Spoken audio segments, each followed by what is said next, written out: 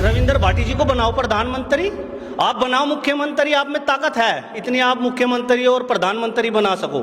आप एक विधायक और एक एमएलए तो बना नहीं सकते, टांग खींचने पे लगे हो अपने समाज की, उसको मुख्यमंत्री बनाओ। चलो हम सपोर्ट करते हैं, बनाओ रविंद्र भाटी जी को मुख्यमंत्री। आप राजस्थान में 72 गुर्जरों ने शहादत दी थी, वहां भी चंद्रशेखर आजाद जी गए थे। गुर्जरों ने तो हमेशा बगावत की है और हमेशा गुर्जरों का इतिहास रहा है। गुर्जरों ने हमेशा आंदोलन किए हैं, रासुका लगना, मुकदमे होना, ये तो आंदोलन में निश्चित है, ये चीजें तो होती हैं। रविंद्र भाटी और चंद्रशेखर आजाद जी ने तो वो काम कर दिया गुर्जरों के लिए।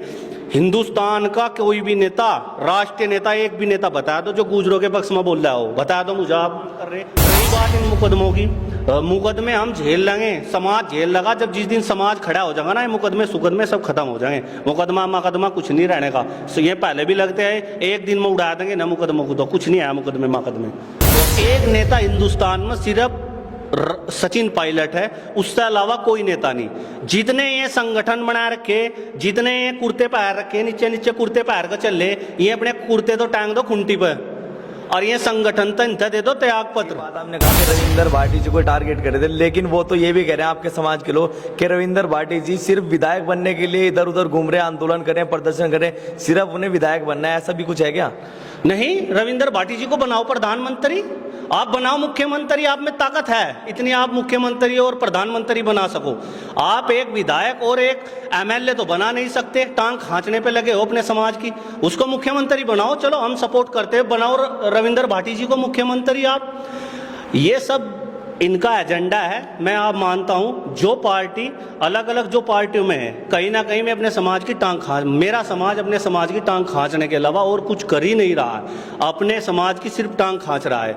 रविंद्र भाटी जी तो निस्वार्थ भाव से इस समाज की सेवा में लगे हुए हैं। और मैं समाज की मैं देखता हूं, कश्मीर से कन्याकुमारी तक अगर हिंदुस्तान का कोई लीडर है तो रविंद्र भाटी है, जो दिन रात 24-24 घंटे में सोते नहीं और इस समाज की लड़ाई लड़ने का में काम कर रहे हैं। लेकिन ये भी कहा जा रहा है कि आपके समाज की जो आज हालत है, जिन पर मुकदमे लग रहे हैं, रासुका तक लग रही है, वो सब जो है रविंद्र भाटी और आजाद समाज पार्टी के राष्ट्रीय अध्यक्ष जो है चंद्रशेखर, उनकी वजह से ये सब कुछ हो रहा है। उन्होंने ही आपके समाज को आग में झोंकने का काम किया है, कुछ ऐसा है?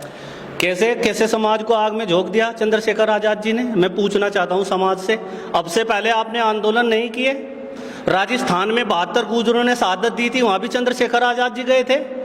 गुर्जरों ने तो हमेशा बगावत की है और हमेशा गुर्जरों का इतिहास रहा है। गुर्जरों ने हमेशा आंदोलन किए हैं, रासुका लगना, मुकदमे होना, ये तो आंदोलन में निश्चित है, ये चीजें तो होती हैं। जब आपको किसी को भी, मुझे भी अगर ये डर लगता है, अगर समाज की आवाज उठाने से हम लोग डरेंगे और मुकदमों से डरेंगे तो हम कभी समाज की आवाज नहीं उठा सकते। रविंद्र भाटी जी ने, मुखिया गुर्जर जी ने, अतुल प्रधान जी ने, इसमें तो सर समाज के लोगों ने ये आंदोलन किया था। क्या उसमें आप लोगों को सिर्फ रविंद्र भाटी जी और चंद्रशेखर आजाद जी दिख रहे हैं? अगर हमारे समाज की चंद्रशेखर आजाद जी आवाज उठाने का काम कर रहे हैं तो कौन सा गुनाह कर रहे हैं? मैं अपने समाज से पूछना चाहता हूं, भाई आप लोग अकेले होकर कैसे लड़ाई लड़ोगे? जब तक हमारी सत्ता में भागीदारी नहीं होगी कि आप लोग कैसे मजबूत होंगे? अकेले कैसे आप लड़ाई लड़ोगे? बताओ मुझे, कैसे लड़ाई लड़ोगे अकेले? जब आप हर समाज के लोगों को, एक चंद लोग जो समाज हमारे साथ लड़ने को लड़ने मरने मिटने को तैयार है, हमारा साथ देने को तैयार है, आप लोग उन्हीं को टारगेट कर रहे हो कि भाई जी भीम आर्मी ने हमारे समाज का यो कर दिया। क्या कर दिया भाई? भीम आर्मी ने क्या गुनाह कर दिया? चंद्रशेखर ने इस समाज का साथ देगा कोई गुनाह कर दिया? ये जब से भीम आर्मी ने साथ दिया है गुर्जरों का, तब से उन पे रासुका मुकदमे तभी से लग रहे हैं। तभी ग्वालियर में अगर वो नहीं जाते तो ऐसा नहीं होता, कुछ ऐसा है क्या? ग्वालियर के अंदर भीम आर्मी और आजाद समाज पार्टी, उनका क्या रोल है इसमें बिचारों का? उन्होंने कैसे मुकदमे लगा दिए गुर्जरों पर? कैसे मुकदमे लगा दिए उन्होंने? अरे ये तो उसमें दूसरी भीड़, गुंडों की भीड़, दूसरे समाज ने ये मामला, सारा मामला खराब करा है। उसमें भीड़ को उग्र कराया, भीड़ उग्र हुई, और जब कोई भीड़ उग्र हो जा, तो आपने देखा होगा सोशल मीडिया के माध्यम से, वहाँ हमारे नेताओं ने तो हाथ जोड़े, उनके आगे हाथ जोड़े, भाई रुक जाओ।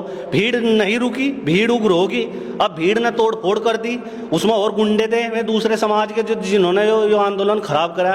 तो इसमें टीका टिप्पणी हम चंद्रशेखर आजाद और रविंदर भाटी पर क्यों करें? रविंदर भाटी और चंद्रशेखर आजाद जी ने तो वो काम कर दिया गुजरों के लिए। हिंदुस्तान का कोई भी नेता, राष्ट्रीय नेता, एक भी नेता बता दो जो गुजरों के पक्ष में बोल रहा हो, बता दो मुझे। आपकी लड़ाई कौन लड़ागा इस गुज्जर समाज की? आप थोड़ी सी डीआरपी बढ़ाने के चक्कर में, थोड़ी सी लोकप्रियता बढ़ाने के चक्कर में आप लोग यही देख रहे कौन थारा साथ दे रहा है, कौन थारी लड़ाई लड़ रहा है। आप लोग सब कोई टारगेट कर रहे। तो मैं मानता हूं ये कहीं ना कहीं जो ये चंद लोग जो ये सोशल मीडिया पर आके बकवासबाजी कर रहे, ये कुछ नहीं है। और अब गुजरों ने अपना मन बना लिया।